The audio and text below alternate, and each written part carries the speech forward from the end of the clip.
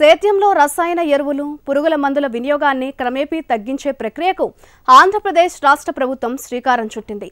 తిరిగి పాత పద్ధతుల వైపు రైతులను నడిపించేందుకు గాను వారిలో చైతన్యం తీసుకువచ్చే దిశగా సన్నాహాలు చేస్తోంది. ఈ క్రమంలో ఉమ్మడి తూర్పు గోదావరి జిల్లాలో వ్యవసాయ కుటుంబాలకు, ప్రజాప్రతినిధులకు ప్రకృతి సేద్యంపై అవగాహన కల్పించే కార్యక్రమం ప్రారంభమైంది. ఆ వివరాలు ఇప్పుడు చూద్దాం. సాగు పద్ధతుల్లో అనుసరిస్తున్న విధానాలతో దిగుబడి దశలోనే పంట కలుషితమవుతున్న పరిస్థితులు నెలకొన్నాయి. రసాయన ఎరువులు, పురుగు మందుల వినియోగం ఈ మధ్య బాగా పెరిగింది. క్రమేపీ ఆ స్థాయి హద్దులు దాటుతోంది. సాగు ఖర్చులు కూడా విపరీతంగా పెరిగాయి. ఇటువంటి పరిస్థితుల నుంచి మార్పులు తీసుకురావాలంటే పాత పద్ధతుల్లో సేద్యం చేయటమే మన ముందున్న ఏకైక మార్గం. ఉమ్మడి తూర్పు గోదావరి జిల్లాలోని మెట్ట మైదానం, డెల్టా ప్రాంతాల్లో అత్యధికంగా సాగు చేసే వరి, జీడి మామిడి, కొబ్బరి సహా ఇతర పంటల్ని సేంద్రీయ విధానంలో చేపట్టేలా ప్రభుత్వం కార్యాచరణ రూపొందించింది. ఇప్పటికే జగ్గంపేట, గోకవరం, కోరకొండ, తుని, గొల్లప్రోలు, కొత్తపేట, ఆత్రేయపురం, రాజోలు, ముమ్మడివరం మండలాల్లో సుమారు 1,00,000 మందికి పైగా సన్న, చిన్నకారు రైతులు ప్రకృతి సేద్యం ప్రారంభించారు. అయితే ఈ సంఖ్యను పెంచేందుకు శ్రీకారం చుట్టింది రాష్ట్ర ప్రభుత్వం. గ్రామ సర్పంచులకు శిక్షణ కార్యక్రమాన్ని ప్రారంభించింది. మొన్న జరిగిన కడియంలో మాకు రైతులకి ఉద్దేశించి ప్రకృతి వ్యవసాయం మీద ప్రతి మండలం నుంచి ఒక 7 సర్పంచుల్ని రమ్మడం జరిగింది. ఇక్కడ మన కోరుకొండ మండలానికి వచ్చి ఒక 6 సర్పంచులు రావడం జరిగింది.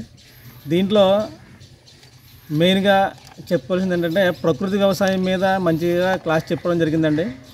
అంటే ప్రకృతి వ్యవసాయం వల్ల లాభాలేంటి, దానివల్ల ఉండే అంటే ఇప్పుడు జరిగేదానికి లాభ నష్టాలు, అంటే ఇప్పుడు వరి పండిస్తున్నాము ఈ దానికి ప్రకృతి వ్యవసాయానికి తేడా చూపించి అసలు నారు ఎలా వేయాలి, ఏ రకంగా చేసుకోవాలి, ముందు నుంచి ఈ సీజన్ స్టార్ట్ అయింది కాబట్టి ఇప్పటి నుంచి ప్రతి ఒక్కరూ కూడా అంటే మీరు ప్రతి ఈ మీటింగ్ వచ్చిన సర్పంచులందరినీ మీ రైతు భరోసా కేంద్రంకి వెళ్ళి రైతులందరినీ కూర్చోబెట్టి ఈ ప్రకృతి వ్యవసాయం మీద అందరికీ చెప్పమన్నారు.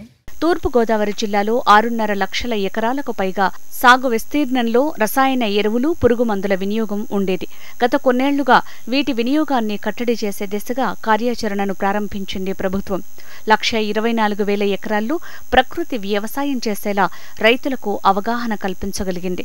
ప్రతి మండలంలో వ్యవసాయ కుటుంబాలకు చెందిన సర్పంచులను ఎంపిక చేసి వారికి ప్రకృతి సేద్యంతో వచ్చే ప్రయోజనాలపై అవగాహన కల్పిస్తున్నారు. తొలి బ్యాచ్గా ఇప్పటికే 300 మంది సర్పంచులకు శిక్షణ పూర్తయింది. సర్పంచులు ప్రకృతి సేద్యం చేయటం వల్ల గ్రామాల్లో ఇతర రైతుల్లో చైతన్యం వస్తోంది. మాకు ప్రకృతి వ్యవసాయం అవగాహన మాకు చెప్పారండి.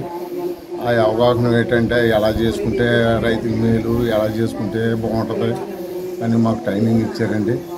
ఆ ట్రైనింగ్లో కొంతమట్టు మాకు అర్థమైంది ఏంటంటే బాగానే చెప్పారండి. అక్కడ దానికోసం ప్రకృతి వ్యవసాయం చేస్తే ఈ రకంగా ఉంటుంది, పంట బాగుంటుంది, మనకు ఆరోగ్యం ఉంటుంది, హెల్త్ బాగుంటుంది, ఇవన్నీ బాగానే చెప్పారండి. అక్కడ దాని గురించి మన అవగాహన కొద్దిగా తెలుసుకొని మేము చెప్తున్నామండి మా పక్కన ఉన్న రైతులకి. త్వరలో ఉమ్మడి తూర్పుగోదావరి జిల్లా పరిధిలోని 3 జిల్లాల్లో కూడా ఈ శిక్షణ కార్యక్రమం పూర్తి చేయాలని ప్రభుత్వం ఇప్పటికే ప్రణాళికలు సిద్ధం చేసింది. దీంతో వచ్చే ఏడాది కల్లా మరింత మంది రైతులు ప్రకృతి సేద్యంపై మక్కువ పెంచుకునే అవకాశం ఉంది.